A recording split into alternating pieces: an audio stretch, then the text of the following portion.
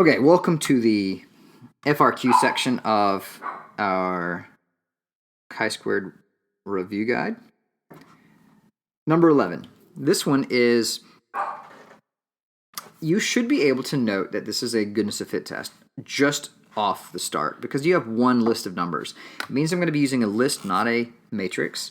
So the independence and homogeneity, not even on the table yet. So, but it's asking us to do this test. And we're going to go ahead and let's do phantom, right? So the P is really right there in the paragraph, so we're not going to do that one. My null hypothesis. It says that 5 law firms brought in a certain number of clients. They want to know, do they bring in equal numbers? That's the question. And so my null hypothesis says that all bring in equal numbers. Okay, my HA is just the opposite.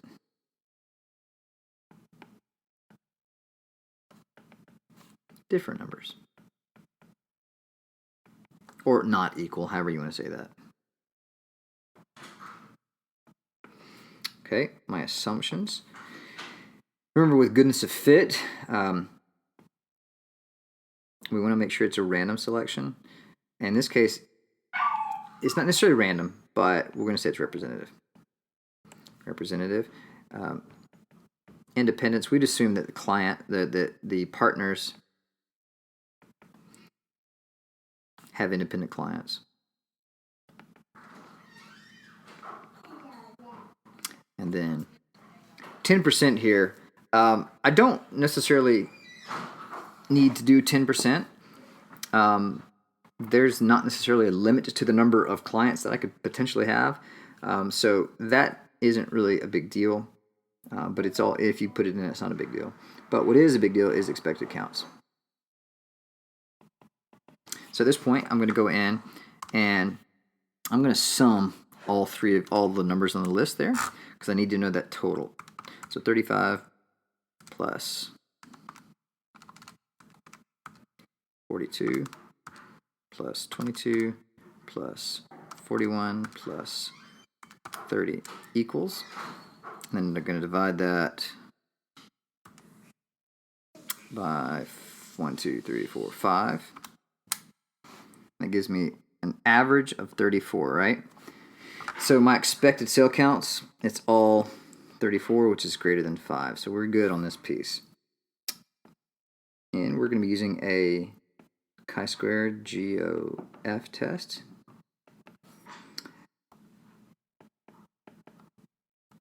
So let's get our test values. So let's go into my list now. I'm going to enter all these numbers into my lists.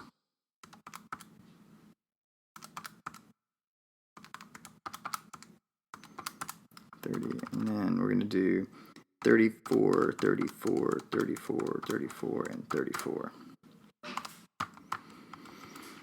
Go over my test now. I'm going to pull up the GOF test. In this case, I have 1, 2, 3, 4, 5. So 5 minus 1 is a degree of freedom of 4. Make sure you enter that. And hit calculate. And we end up getting a chi-squared statistic of 8.059. We have 4 degrees of freedom. We have a p-value of 0.08947. So my conclusion, we failed to reject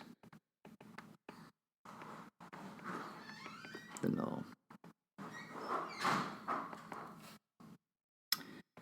Our evidence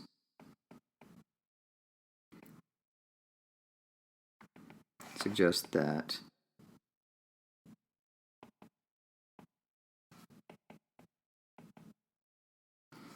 bring in different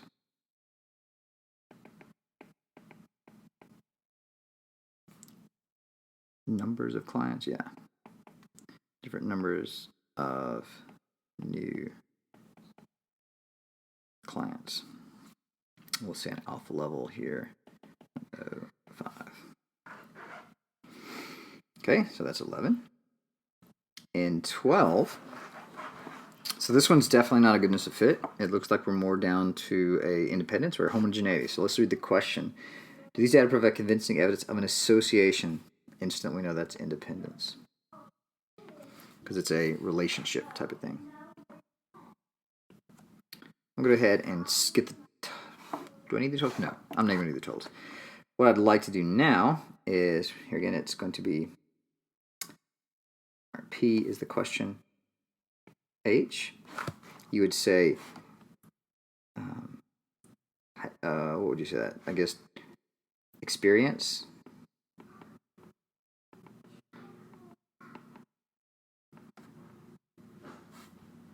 And direction. Or independent.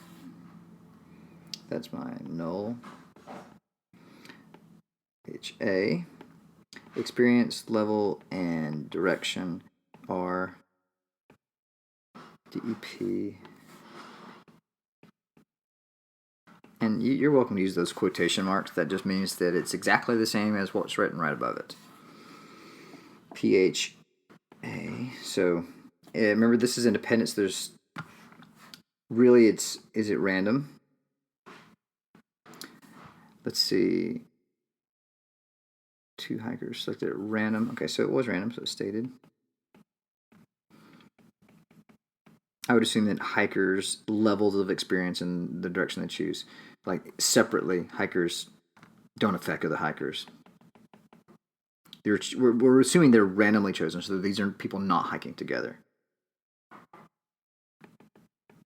Okay, and 10% here we have. There's a huge number of these. I did not find the totals here, but 10%, right? It's definitely less than the population, than 10% of the population. Okay, and then finally we're going to use expected cell count. I'm going to go in, I'm going to put it in the matrix. And so it's a 2 by 3. This is 20, 50, 50, 10, 30, and 40. Double check. 20, 50, 50, 10, 30, 40. Good. I'm going to go in to and run my chi-square test. I'm going to go ahead and write this down now. So PHA, and this is going to be the, let's do that. Chi-square independence. And PHAN T, test statistic in this case is 1.5. My p-value, oops, let me fix that.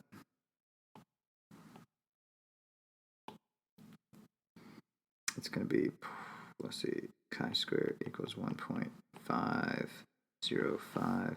The p-value is equal to 0.4713. What's up? You can't take it outside now. To lay down with it? Just pepper around it? What are you going to do? Just take a nap? Oh, yes. Yes, you're welcome to.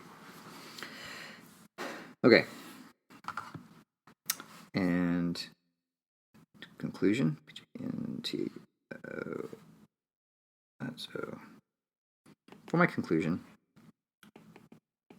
failed to reject. It would seem hikers and direction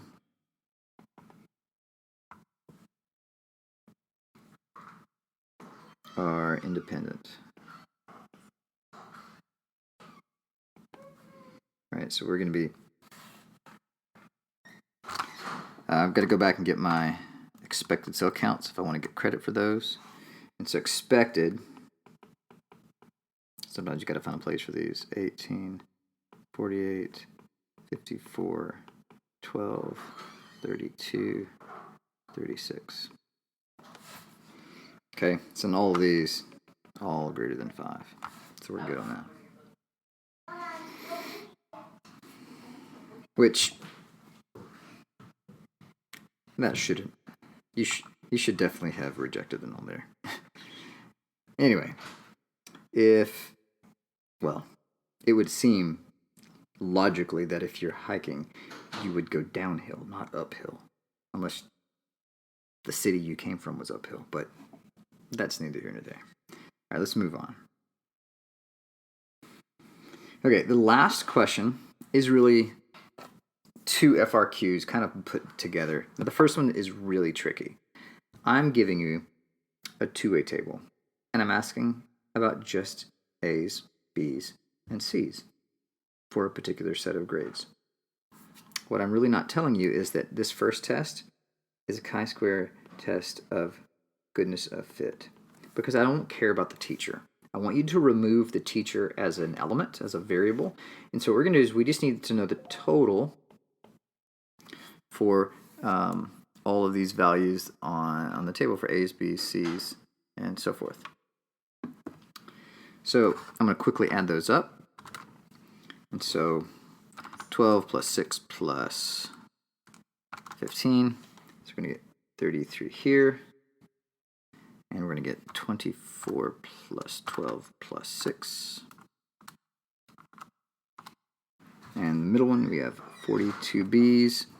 And then here again, we have 33 C's, I think. 12 plus 18 plus 3. Yeah. And so I'm looking down at the percentages, and I'm like, well, that seems like it's pretty close. Well, we're going to do this. We're going to do a 1. This is my observed value, so 33, 42, and 33. L2 is going to be my my expected values, right? So I'm going to have to sum up my totals here. So 33 plus 42 plus 33. So my total sample size is 108.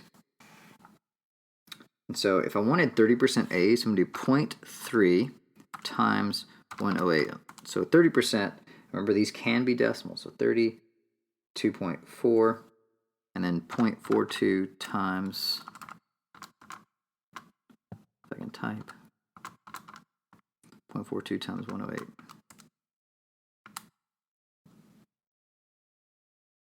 That's going to be 45.36. And then oh, no, I messed it up. It's not 0.42, that's the number. It's 40%, so 0.4 times 108. Yeah, that's it. 43.2 and then 32.4. So you can see almost just from looking at it, you can tell we're probably going to fail to reject the null here. It looks like they're going to match it up, right?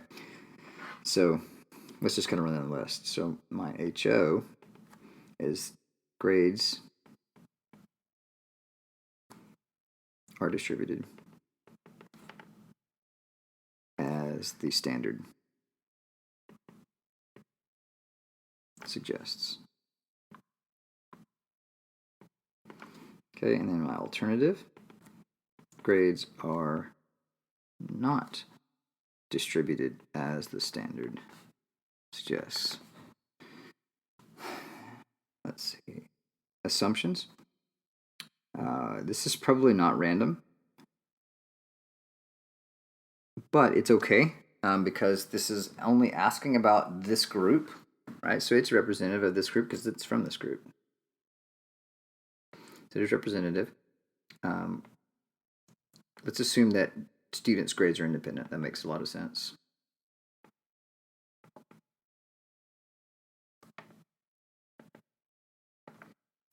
And then 10%. There's definitely more than 108 students, right? So we're less than 10% of the population. And expected cell count we've shown already. So they're all greater than 5. Okay, so N, we're going to be using, I already said that, GOF test. Test statistic, let's go ahead and run that test. I'm going to enter the values into my lists. 33, 34, 33, 42, 33.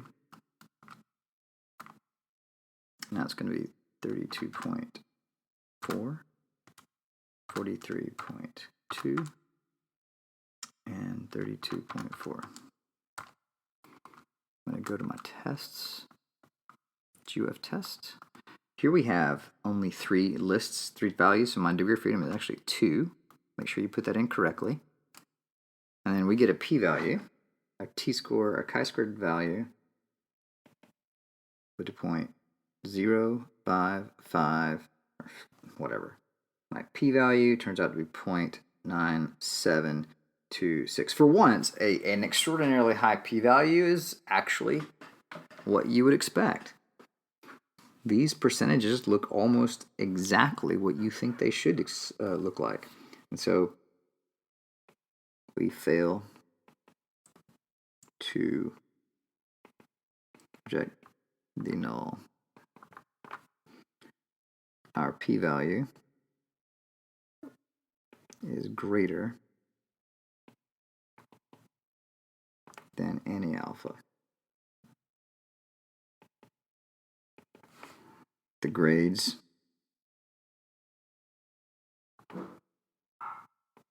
seem to be distributed like the standard.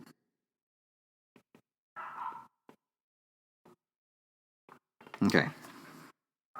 So that was easy. That was pretty straightforward. Okay. Now, going back, is there evidence of an association?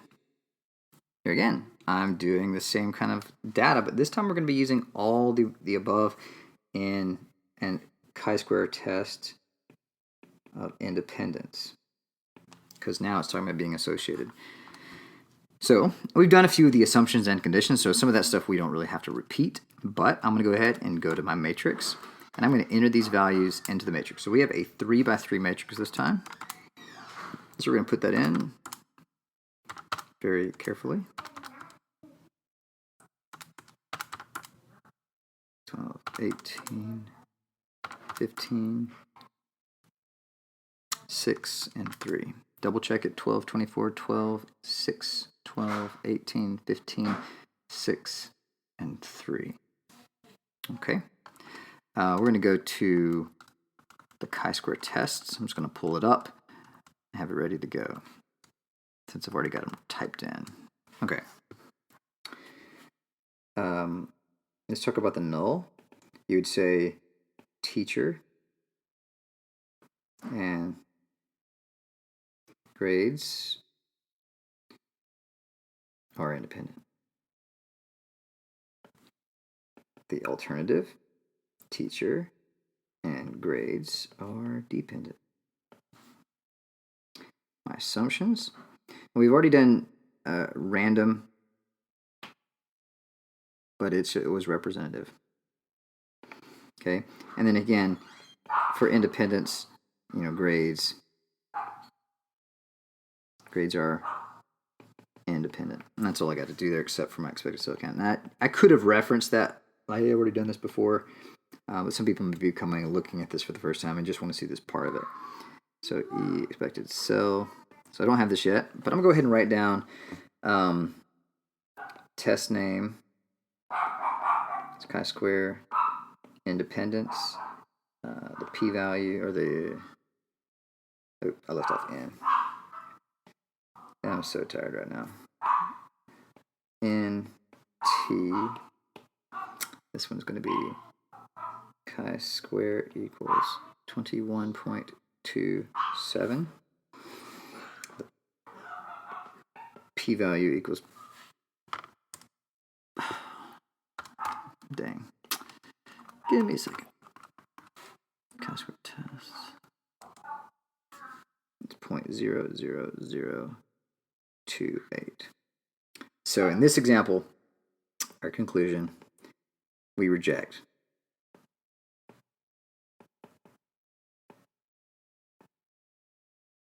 We reject the null. It would seem grades and teacher are dependent. Or you could have said, it would seem that grades depend on which, the grade distribution would depend on what teacher you had. That would also be a good way of writing it down. Okay, so there's a good way of looking at a two-way table that could be interpreted in one of two different ways. Looking at it in just like the totals, which would give you just a goodness of fit type of test. Or I could look at it, the whole table, and give a independence or even a homogeneity type of test. Okay, so that was about 45 minutes total for me, talking at the same time doing the problem. So I'm going to put this up in two parts. So this is the second part. Hopefully this really helped you. If it didn't, please feel free to email me any questions you have. I'll talk to you guys later.